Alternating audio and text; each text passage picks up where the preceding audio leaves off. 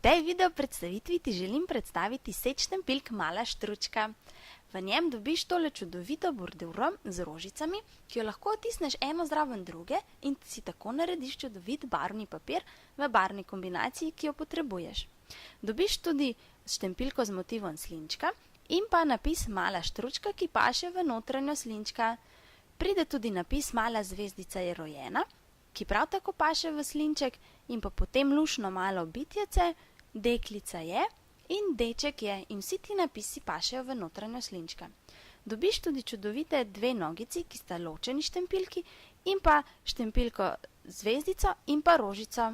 Pa se lotimo kar izdelave same voščilnice.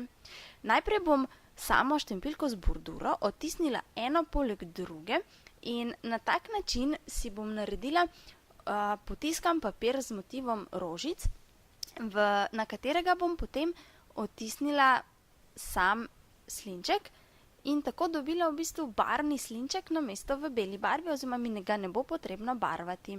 No, sedaj pa bom tole okroglo štampiljko z napisom Mala štručka postavila na mojo mrežo in jo pobrala z akrilno ploščico in si na tak način zagotovila, da bom štampiljko otisnila lepo naravnost, ko si bom potem tudi prav tako pomagala z mrežo na akrilni ploščici in pa na sami podlagi.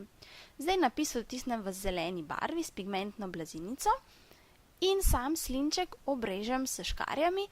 Notranjost, oziroma ta notranji del, kjer pa s škarjami ne pridem zraven, pa bom obrezala kar s pomočjo skalpela. Čeprav se mogoče zdi, da je precej težko, ni in se zelo hitro in enostavno izreže.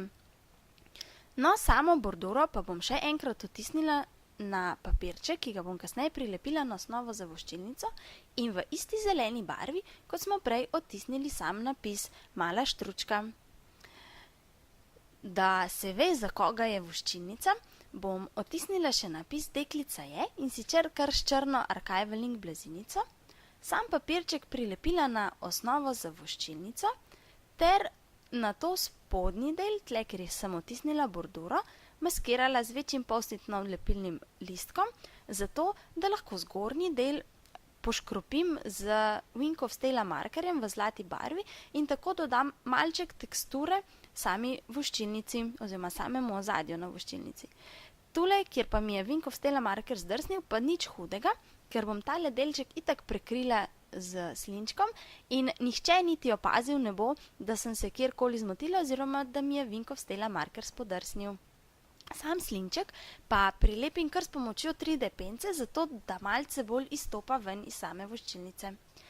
Tako voščilnica je narejena, upam, da ti je všeč in lepo vabljena tudi k ogledu naslednjih videoposnetkov s predstavitvijo ostalih štampiljk. Do naslednjič se imej kar se da lepo. Čau, čau!